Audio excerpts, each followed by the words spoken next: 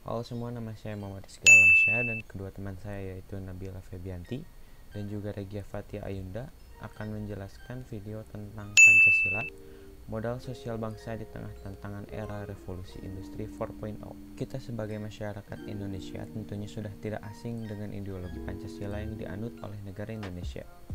Namun, apakah kita benar-benar paham dan benar-benar mengerti tentang apa, mengapa, dan bagaimana Pancasila itu? Apalagi di era saat ini yang sudah memasuki era digitalisasi atau era revolusi industri 4.0, di mana teknologi semakin berkembang pesat. Era ini secara fundamental berdampak terhadap perubahan pola pikir, gaya hidup, serta cara berinteraksi antar manusia, dan dapat membuat generasi-generasi milenial sekarang merasa semakin jauh akan rasa kesamaan yang dirasakan oleh generasi-generasi sebelumnya. Maka di video ini kami akan menjelaskan mengenai pentingnya Pancasila sebagai modal sosial di era revolusi industri 4.0. Yang pertama mengenai Pancasila. Pancasila merupakan rumusan dan pedoman kehidupan berbangsa dan bernegara bagi seluruh rakyat Indonesia, atau disebut juga sebagai pilar ideologinya Indonesia, di mana pilar-pilar ini terdiri atas 5 ideologis utama yang menyusun Pancasila, yang meliputi 1. Ketuhanan yang Maha Esa, 2. Kemanusiaan yang adil dan beradab, 3. Persatuan Indonesia, 4. Kerakyatan yang dipimpin oleh hikmat kebijaksanaan dalam permusyawaratan perwakilan, dan kelima, keadilan sosial bagi seluruh rakyat Indonesia. Adapun fungsi dan kedudukan Pancasila yaitu yang pertama, Pancasila sebagai jiwa bangsa Indonesia, kedua, Pancasila sebagai kepribadian bangsa Indonesia, ketiga, Pancasila sebagai pandangan hidup bangsa Indonesia, keempat, Pancasila sebagai dasar negara Indonesia, kelima, Pancasila sebagai sumber dari segala sumber hukum bagi negara Republik Indonesia, 6. Pancasila sebagai perjanjian luhur bangsa Indonesia pada waktu mendirikan negara, dan terakhir yang ketujuh, Pancasila sebagai cita-cita dan tujuan bangsa Indonesia. Era revolusi industri 4.0 adalah era di mana segala kebutuhan masyarakat telah dimudahkan dengan adanya teknologi. Misalnya, saat membeli barang, kalian cukup menggunakan telepon genggam untuk bertransaksi. Tidak hanya barang, era revolusi industri ini juga sangat membantu dalam kehidupan manusia, yakni dengan diperkenalkannya kecerdasan tiruan yang membuat mesin semakin pintar. Sebelum kita membahas lebih lanjut mengenai era revolusi industri, saya akan membahas mengenai sejarah era revolusi industri di dunia. Terdapat 4 tahap revolusi industri yang terjadi dari masa ke masa. Revolusi industri yang pertama terjadi pada akhir abad ke-18 dengan ditandainya ditemukan alat tenun mekanis pertama pada tahun 1784. Yang kedua, revolusi industri 2.0 terjadi pada awal abad ke-20 dengan pengenalan produksi massal berdasarkan pembagian kerja. Yang ketiga adalah revolusi industri 3.0 terjadi pada awal tahun 1970 yang dimulai dengan penggunaan elektronik dan teknologi informasi guna otomatisasi produksi. Dan yang keempat adalah revolusi industri 4.0 terjadi sejak awal 2018, di mana industri 4.0 adalah industri yang menggabungkan teknologi otomatisasi dengan teknologi cyber. Ini merupakan tren otomatisasi dan pertukaran data dalam teknologi manufaktur. Era revolusi industri 4.0 ini tidak hanya berdampak pada sektor industri atau manufaktur saja, melainkan juga membawa pengaruh pada sektor-sektor lainnya, seperti perekonomian, sosial budaya, bahkan sektor komunikasi. Pengaruh era revolusi industri 4.0 pada sektor komunikasi menyebabkan pola komunikasi menjadi berubah. Semua orang dapat menyampaikan aspirasinya, berkomunikasi dengan orang yang tidak ia kenal, bahkan mengomentari orang lain hanya melalui telepon genggam yang ia miliki. Pada era ini juga terjadi kemungkinan teknologi informasi, komunikasi, serta digitalisasi membuat dunia sendiri atau dunia maya, yakni dunia yang mampu membuat orang yang jauh menjadi terasa dekat dan orang yang dekat menjadi terasa jauh. Teknologi telah membuat dunia makin sempit.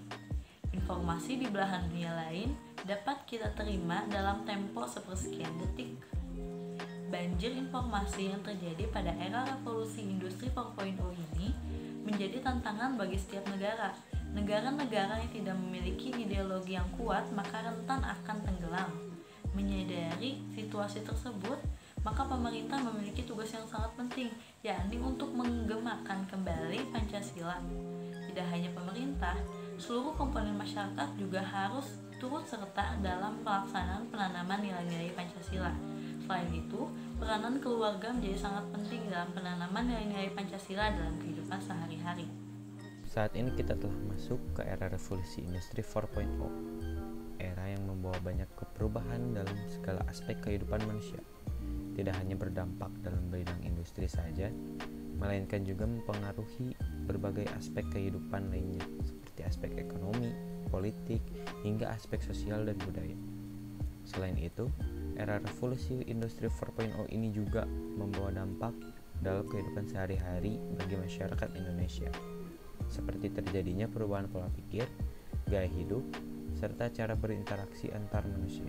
Beberapa bukti nyata dari dampak era revolusi industri 4.0 yakni banyaknya perusahaan yang mengaplikasikan teknologi otomatisasi untuk mencapai efektivitas dan efisiensi dalam kegiatan operasionalnya.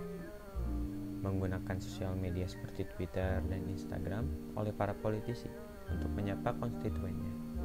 Lalu informasi yang lebih mudah diakses masyarakat melalui telepon genggam. Sekilas, revolusi industri 4.0 memberikan kemudahan dalam berbagai hal. Namun di balik segala kemudahan tersebut, terdapat dampak negatif yang berpotensi menggerus ketahanan nasional. Meskipun mendukung efektivitas dan efisiensi perusahaan, tidak dapat kita pungkiri bahwa teknologi otomatisasi juga membawa dampak negatif, yakni meningkatnya jumlah pengangguran dan juga meningkatnya angka kriminalitas. Penggunaan media sosial secara masif dan intens dalam berinteraksi secara perlahan telah mengikis sikap kerukunan di kalangan masyarakat.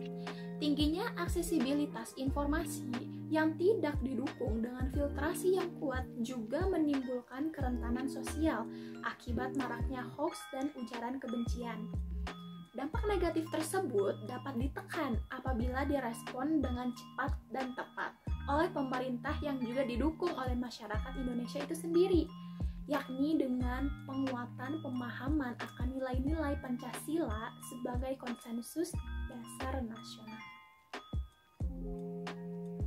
Berkaca pada fenomena yang terjadi pasca proklamasi kemerdekaan RI 17 Agustus 1945, pada masa itu banyak sekali terjadi penyimpangan terhadap nilai-nilai yang tertanam dalam diri masyarakat.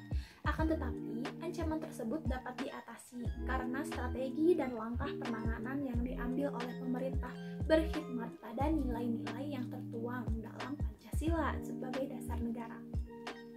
Pada masa itu, perasaan senasib, sepenanggungan, serta solidaritas kemanusiaan yang kuat karena pernah dijajah oleh bangsa kolonial selama 3,5 abad memudahkan bangsa Indonesia untuk kembali ke titik sadar tatkala mereka diserang oleh berbagai tantangan yang mengancam persatuan dan kesatuan bangsa. Situasi yang terjadi pada saat ini jelas sangat berbeda jika dibandingkan dengan situasi yang terjadi pada masa pasca kemerdekaan.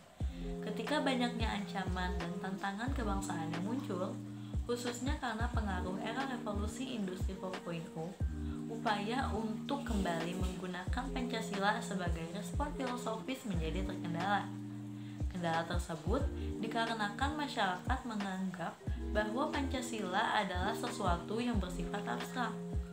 Alih-alih mengimplementasikan nilai-nilai Pancasila dalam kehidupan sehari-hari, masyarakat justru tidak paham apa yang menjadi hal yang paling mendasar dalam Pancasila itu sendiri, yakni nilai-nilai kebangsaan yang terkandung di dalamnya. Untuk mengatasi hal tersebut, maka perlu adanya pendekatan kembali Pancasila kepada masyarakat, juga dengan menginternalisasikan nilai-nilai luhur Pancasila dengan mengoptimalkan segenap sumber daya nasional yang dimiliki, juga memanfaatkan kelebihan dan kemudahan yang ditawarkan dalam revolusi industri 4.0 ini, seperti penggunaan teknologi, informasi, dan komunikasi dalam proses sosialisasinya dan internalisasi. Hal tersebut bermakna bahwa kita sebagai bangsa Indonesia harus bersikap bijak dalam menilai revolusi industri 4.0 ini, di mana di satu sisi kita harus menyaring dampak negatifnya menggunakan Pancasila, namun di sisi lain kita juga harus menggunakan kelebihannya untuk menginternalisasikan nilai-nilai Pancasila itu sendiri di tengah-tengah masyarakat.